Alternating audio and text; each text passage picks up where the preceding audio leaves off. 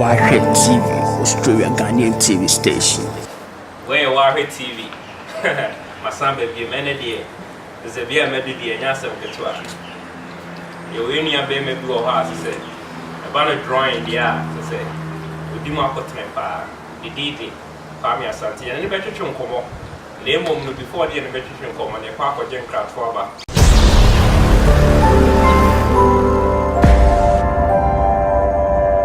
Waahwe TV, Australian Ghanaian TV station. So we hear me now. Person pay BBC Emma from 0401 571 059. No money is 0401 571 059. Offer me I didn't tap him. Rebecca sa. Now the person me be a advert say a movie na ucho say wedding na your engagement. Offer me Eba be first preview amount into mouth for a day or baby your wedding no and also engagement and not any idea we be out measure it my mouth for we need to amount for me from 0401 571 059 me ne kwame asante ne beto twem ko kwame asante ya branti bi obo no ho de pa so her artwork egumachi a ono ye ni nyina oye bibia so ye kama ne sam eno adwuma et kama na ahwa so you're very good. What been the drawing money art and send you. You're been better to come. It's your project crowd to about your bar and let Kwame asante better to come. Send you far so the man a bay art and waiting and drawing waiting. One of us, why are you?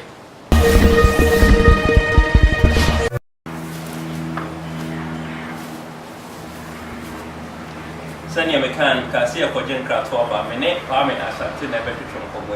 Or ya branti bi obo no mo ne pa ne be hwe na djuma oye eni ti e ma ye bo na baso we Waahwe TV ene e dia ba kwame that is a which one ye bi e bo ko we di ankasa de say man of kwame asante o free him free Ghana free Ghana boss na free now so in China na pass sa entino we were Juma or starting on Hala Brunei and say, I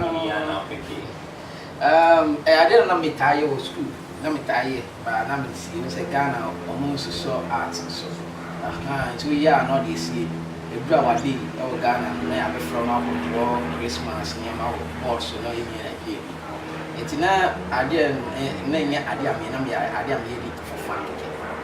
But we do have on my. And we brew Hano, and I'm teachers for a share in crime say, we are dear with me, it is very better. Cosway, we will coach. Well, you must say, send me a machine, we and what I say. This year, my Ben, I will draw the answer. I say, may draw, Mammy Yasser one. I asked sir, oh, room here, oh, check them out. A photo now, I draw come, sir. Tiana, you see the pens and now was some no maybe out there. Meshas in a pencil to be drawing. Oh, wow. And a fool on me, yes, and it's asked me come in a pen. Okay, oh, lovely. All right, we're Waahwe TV. When it Kwame asante na twetwe komo no se o start here no nka we name mum school dey all ne tia yenyese agro no di ba o nyim no say important and em rofo so and I encourage you to say we dey o ye ya dey papa ti ama hye no kwa no o ye no mo ba Kwame asante na twetwe komo na e ko gen kra to aba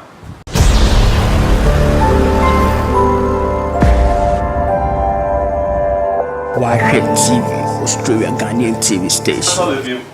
When they Kwame asante na twetwe komo Kwame wo ma we see no ma be pa na onye fi be mo fu ni ko fu mo so Facebook ni ade o mo bo din na wo sa na wo yewe onye entertain nya no mo free mo ni je ene no ma wa yi nyina so far no aya man fu e kai gi wo no ma wo ye no yen sem no mo kafa ba ne mo fu ni Ghanaians ni ada we ni okay you don't know a shame crime ebi mu fe ebi mu wa obi crowd dem guys about we dey onye shon jin di baby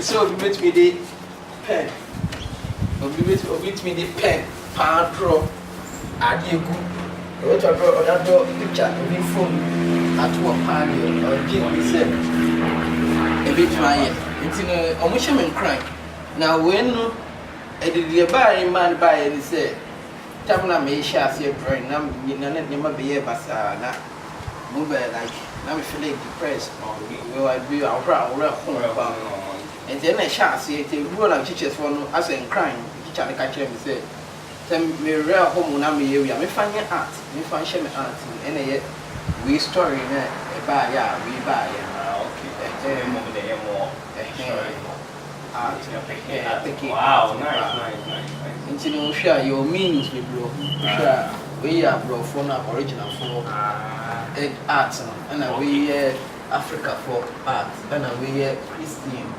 for so art the art be been nam dunya ka bom ne aye ba ko wow art world ne dimodie art bi I say ngam to ni sini ni ni e kasa che ni ba wow ti omo mo ye art from bin from ba hu mi a omo hwom se akoi waka o kasa pa ba o art ba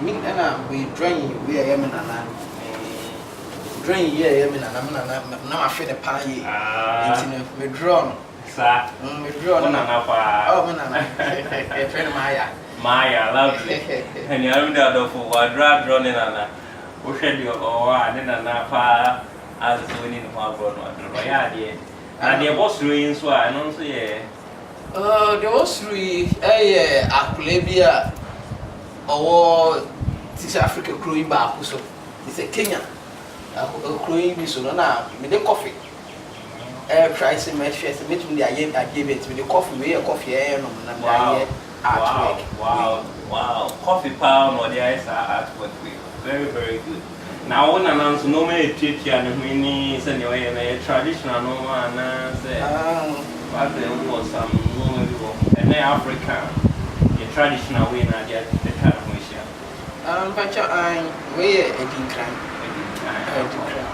we crack symbols in now.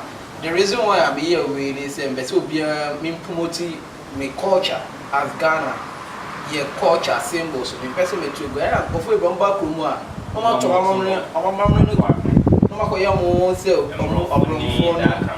no so ye there you chrome me. Yes am ready and get the nice one.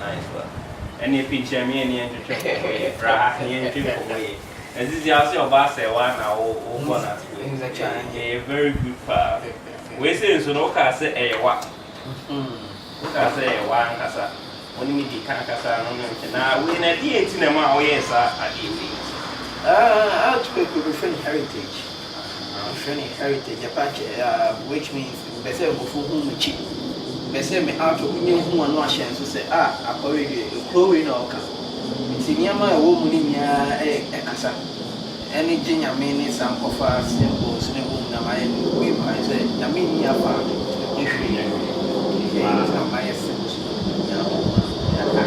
ono eni anu ni adofo no ankasa osisi oyo hene opren ko kese pa ohwe na omo na daasi na ata oya ne say juma o yefe and so here na friend na on baby got their friend ya we can be cow as nice one na dia bo dem dia bo fi why we team dia ko baba why we ye no ma pa any show plan here din ko mo ma ko bi dia bo we did Mr. Waahwe ya ko jin ka so ama